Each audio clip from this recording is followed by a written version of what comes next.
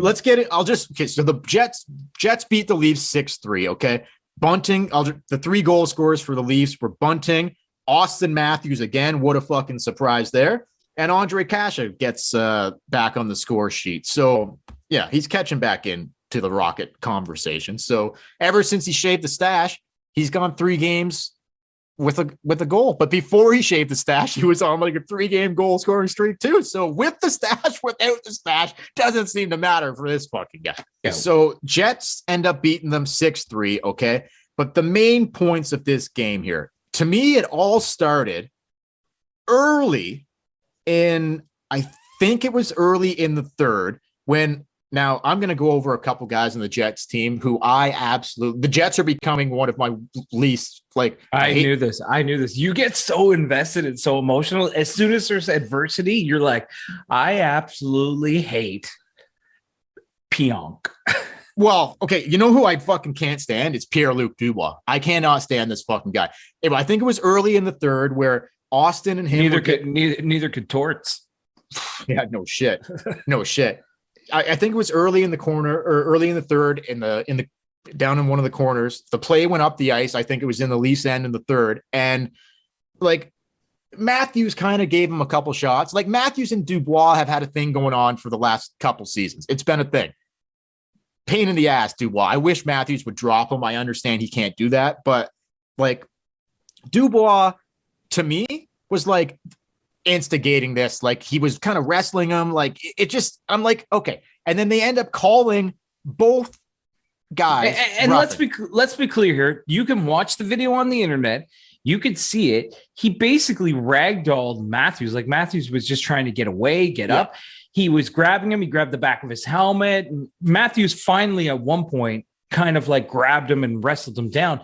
But Brad Mayer, the ref for that night, one of the 2 terrible refs of that night, was 3 feet away. He watched the whole thing. He let the whole thing fucking happen. He let the whole thing happen. And then at the end, called double roughing minors. And then I don't know who made this point, but someone did. If the original penalty was on Austin Matthews,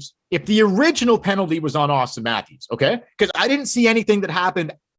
No, when Matthews tackled him, his arm went up. Okay, so guess what? The Leafs had the puck going up the fucking ice. So where's the whistle?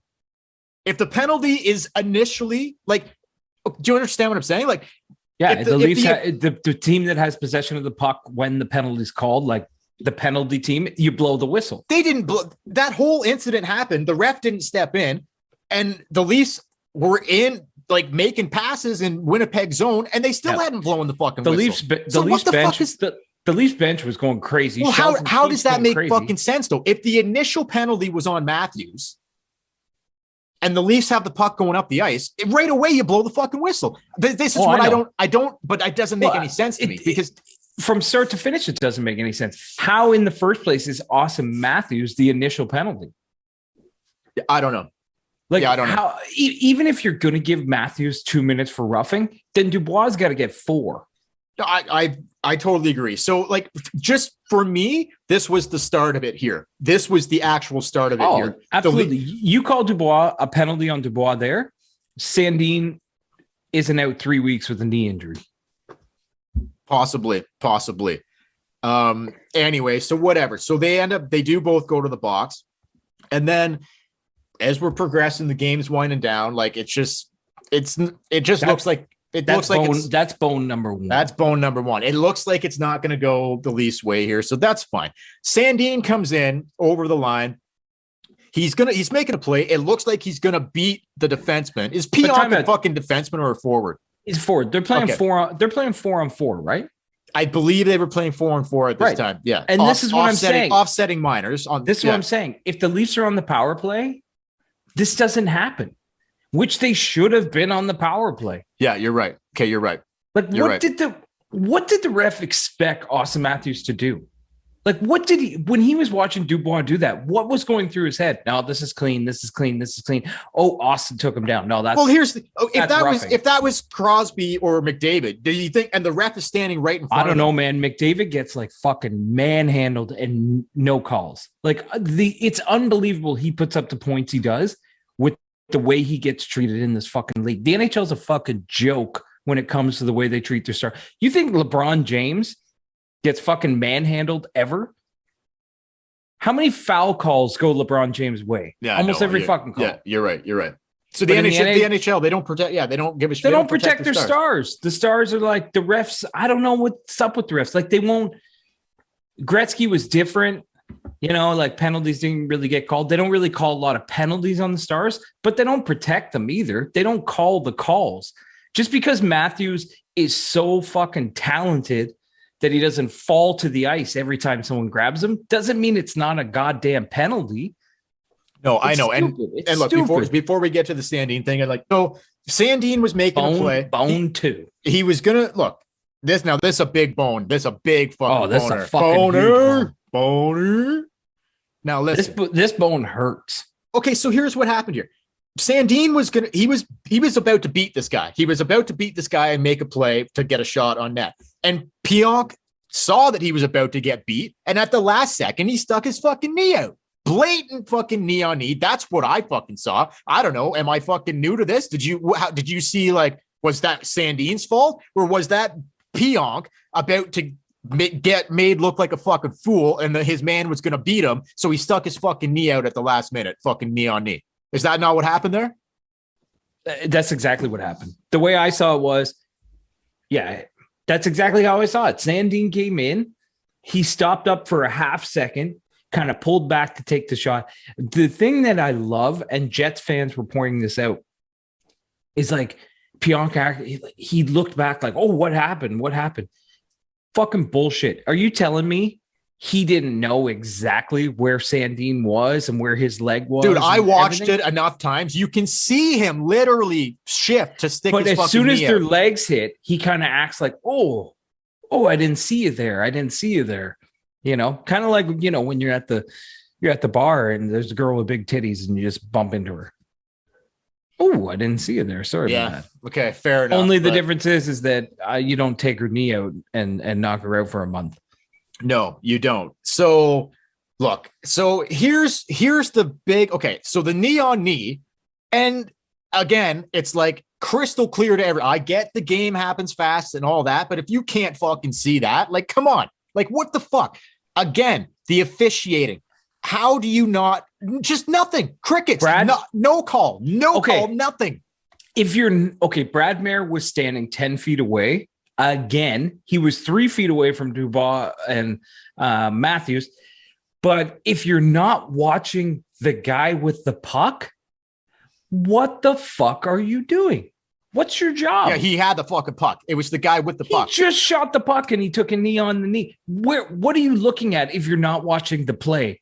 If you're not following the play of the puck? I oh my God. No, I agree. So, but this is the big bone. How are these referees still employed today? This is the big bone. I got a big bone for you right here. Okay, that's what she said. Listen, here comes the big bone. Medium-sized bone. That's what she said. No, this is a big bone for me. Well, because listen, this play right here. Like how big? This is a big bone. Okay. Okay.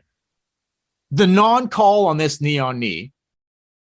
If a penalty is called here, if they make the right call, like, what's the right call here? 5 minute, like 5 in a game. Well, he got a 2-game suspension. So yeah, I would say 5. I would say 5 in a game. Okay, so if they call and at that point, is it still 5-3? It was at that point, yes. Okay, so if you get a 5-minute power play, you're right back in the game. You can score 2 goals 5-on-3. But here's the biggest fucking problem. It should have been 5 in a game. There wasn't even a fucking tripping call. There wasn't even a 2-minute penalty call. There was nothing. 0 fucking calls. So Spets is losing his fucking shit on the bench. Tavares is going fucking nuts. Simmons is fucking blowing a gasket. And you know when Spezza and Tavares are losing their shit, something's gone wrong. Well, you could see right away, like, okay, it looked like the Hyman fucking knee on knee from last year. It looked like there goes his fucking ACL or MCL or whatever it is. Like, it looked like he fucking blew his fucking knee out. He couldn't even get up. He did get up though, and he skated to the fucking bench. He hobbled. He hobbled. He hobbled. To the bench. Look, here's where I'm going with this. Now, this is because of the non-call. Everything else that happened after this could have been avoided, I believe, to an extent, if they just make the fucking call here. That's it. Just make the fucking call here, and you could have avoided. So basically, what you're saying is, do your job. Do the fucking job. Because guess what? Had they done their job? No call. Okay. Next, because there's no call. Next time, fucking Pionk is out on the fucking ice.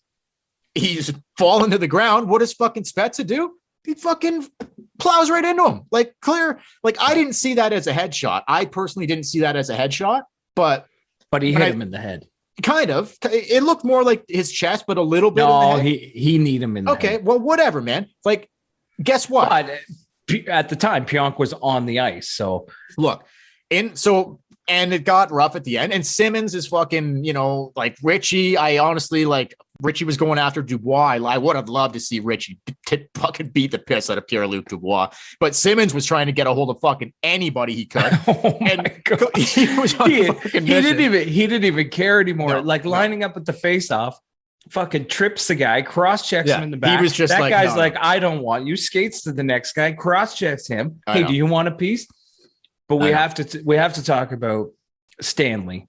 Yeah, I know. And then Clifford ends up getting in a fight, and Simmons, they gave Simmons like a 10-minute misconduct. Well, because he had like 30 seconds left of ice time, and Keith puts him out there and just says, "Whatever, go ahead, finish it off." Fucking, he got the 5-minute, 10-minute misconduct. He came out. He played like the fucking Hanson brothers. Like there was literally going on. There was 30 seconds left on the clock when his 10-minute expired.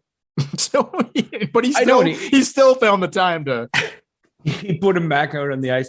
But this is the best part. So Stanley and Simmons get into it. For some reason, both officials are holding on to Simmons. Well, not Stanley, because he's probably hot under the collar. But anyway, Stanley's like 6'7", I think. He's 6'7".